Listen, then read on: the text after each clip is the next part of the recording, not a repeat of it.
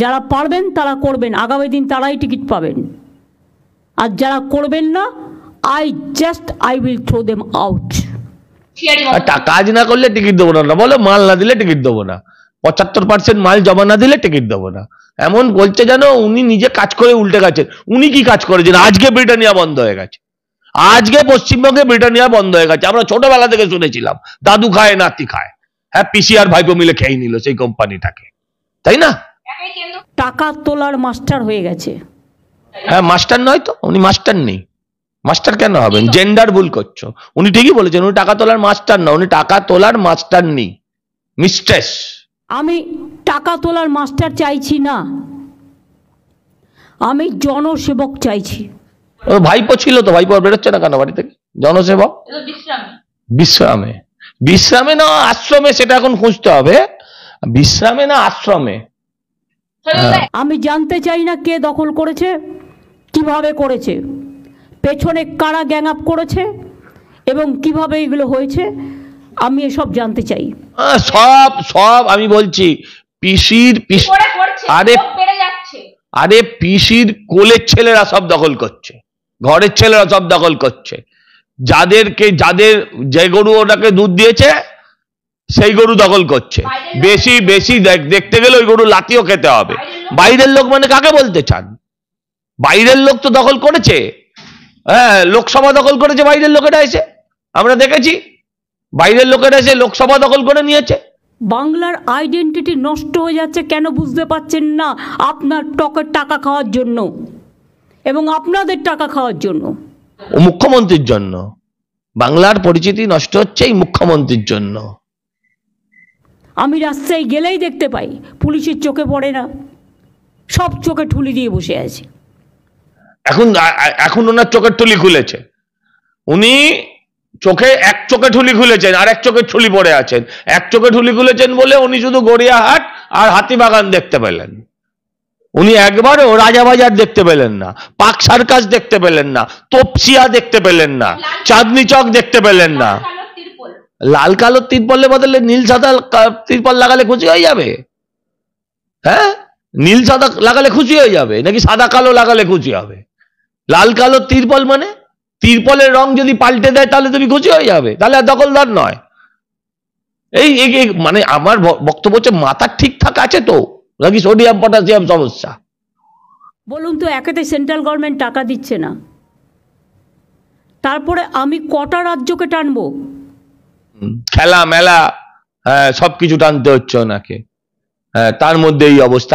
আসল কথা হচ্ছে টাকা পাঠা, আসল কথা হচ্ছে সুজিত বোস টাকা পাঠাচ্ছে না, আসল কথা আর কিছু না। কাউন্সিলররা পুরসভাগুলো সঠিকভাবে মাল পাঠিয়ে দিলেই মাসের শেষে আর কোনো অপরাধ বোধ থাকবে না, কোনো অপরাধ থাকবে না। যদি খেয়ে নেয় উনি বলবেন কেন খেয়ে নিচ্ছে, উনি ব্যবস্থা নেবেন না কেন? কেন যারা খাচ্ছে তাদের পেটে হাত ঢুকিয়ে কেন সেই টাকা বার করে আনবেন না? একজন মুখ্যমন্ত্রীর তো দায়িত্ব সেটা। ইডি কিছু করুক না করুক, আপনার বাড়ি থেকে 3,000 পশ্চিমবাংলা থেকে 3,000 কোটি টাকা তুলে নিয়ে চলে গেছে। 3,000 কোটি টাকা কিছু করতে পেরেছেন? কিছু বলতে পেরেছেন? বলছেন না কেন? হ্যাঁ এইটাই আসল কথা, এটাই আসল কথা। পুরসভার ফলাফল খুব খারাপ হয়েছে, পুরসভার ফলাফল খুব খারাপ হয়েছে, এটাই আসল কথা। হ্যাঁ নিজের পাড়ায় হেরেছে কেন তার জবাব কে দেবে? আমি জানতে চাই নিজের পাড়ায় হেরেছেন কেন? ভবানীপুর বিধানসভার 8টা না 7টা ওয়ার্ডের মধ্যে বোধহয় 4-5টা হেরেছেন, কেন হেরেছেন তার উত্তর কে দেবে? সব পাড়ার কাউন্সিলরদের দায়ী করলে হবে? এমএলএদের দোষ নাই? সব পাড়ার কাউন্সিলররাই শুধু চোর, এমএলএরা সব সতী লক্ষ্মী? আরে শুধু সুজিত বসু যিনি ভবানীপুরের এমএলএ তাকে বলুন যে ভবানীপুর থেকে হারলো কেন, ভবানীপুরের রেজাল্ট খারাপ কেন, তার দায়িত্ব কে নেবে? মুখ্যমন্ত্রী নিজের এলাকায় কেন হারছে তার দায়িত্ব তো মুখ্যমন্ত্রীকেও নিতে হবে। উনি যেটা করছেন চালু বাংলায় তাকে বলা হয় ন্যাকামো, নৈজপলা আকার কয়াকার ময়কার, ন্যাকামো। আয়নার সামনে দাঁড়িয়ে, বাড়িতে গিয়ে আয়নার সামনে দাঁড়িয়ে, আর যদি বাড়িতে আয়না না থাকে মোবাইল ফোনে সেলফি ক্যামেরা অন করে নিজেকে খানিকটা গালিগালাজ করুন, বকাঝকা করুন, তাতে বাংলার কাজ হবে। মুখ্যমন্ত্রী বলছেন হোয়াই হোয়াই হোয়াই, রীতিমতো দেখা যাচ্ছে সুজিত বোসের উপর একাধিক ক্ষোভ উগড়ে দিলেন। মুখ্যমন্ত্রী কি বলছেন? সুজিত বোস যাকে তাকে এনে বসিয়ে দিচ্ছেন, মুখ্যমন্ত্রী খোদ ছবি দেখাচ্ছেন, প্রমাণ দিচ্ছেন, মুখ্যমন্ত্রী মুখে কথা বলছেন না। তিনি বলছেন এই ছবিগুলো দেখালে তো ওরা লজ্জা পেয়ে যাবে, আরো যা আছে আমি বলতে গেলে তো লজ্জা লাগছে। মুখ্যমন্ত্রী বলছেন সবাই টাকা খাচ্ছে, টাকা খেয়েছে, একটা টাকা খাওয়ার গ্রুপ তৈরি হয়েছে। আমার সঙ্গে রয়েছেন বিজেপির মুখপাত্র সজল ঘোষ, কথা বলবো পৌর প্রতিনিধি। দাদা, পৌর প্রতিনিধিদেরকে ডেকে একাধিক ক্ষোভ উগড়ে দিচ্ছেন মুখ্যমন্ত্রী। এই একদম পুরো এআরডি অফিসের সামনে সব এনক্রোচমেন্ট হয়ে গেছে, একটা করে তিপ্পল লাগাচ্ছে, একটা করে বসে হচ্ছে, একটা করে তিপ্পল লাগাচ্ছে, একটা করে বসে হচ্ছে। কেন? ওয়াই? মুখ্যমন্ত্রী আজকে যা করেছেন, সহজ সরল বাংলায়, চালু বাংলায় যাকে বলা যায় ন্যাকামো, নয়জপল আকার কয়াকার ময়কার, ন্যাকামো।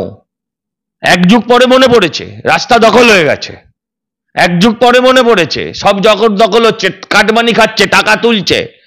আচ্ছা, আমি জানতে চাই, শুধু পুরসভাগুলো খায় আর ওনার পঞ্চায়েতগুলো সব সতীলক্ষ্মী, ওগুলো কিচ্ছু জানে না, ন্যাকা বোকা, ওরা সব নিরামিষাসী, ওরা সব তিলকধারী। হ্যাঁ, শুধু পুরসভা এলাকায় হেরেছে বলে এদেরকে শাসাচ্ছে, ভাইপোর হাত থেকে ক্ষমতা নিজের হাতে নেওয়ার জন্য এইসব নাটক করছেন। আমি আপনাকে প্রশ্ন করতে চাই, উনি হাতিবাগান বলেছেন, উনি গড়িয়াহাট বলেছেন, আচ্ছা উনি কখনো রাজাবাজার বলেছেন? আচ্ছা আমি জানতে চাই, উনি কখনো চাঁদনি চক বলেছেন? উনি কখনো বড়বাজার বলেছেন? আমি জানতে চাই হ্যাঁ, যে উনি কখনো নগর উন্নয়ন মন্ত্রীর যে দপ্তর কলকাতা পুরসভায়, তার পেছনটা যে হক মার্কেট, নিউ মার্কেট যাকে বলে, সেই অঞ্চলের কথা বলেছেন? মুখ্যমন্ত্রী তো প্রায়ই হিজাব পরেন, তো একদিন হিজাব পরে সেই আমরা যে ইতিহাসে যেসব রাজাদের কথা বলতাম, তারা প্রজাদের সমস্যা দেখতে বেরোতেন ছদ্মবেশে, মুখ্যমন্ত্রী একবার হিজাব পরে রাস্তা দিয়ে বেরিয়ে গিয়ে দেখে আসুন না। গায়ে গা লাগিয়ে না লাগিয়ে যদি উনি নিউ মার্কেট এরিয়াটা ঘুরতে পারেন, ঠেলা গোঁজা না খেয়ে যদি উনি নিউ মার্কেটটা ঘুরতে পারেন, হ্যাঁ, তাহলে একদম ওনাকে মা ডিম ভাত খাওয়াবে বাংলার মানুষ।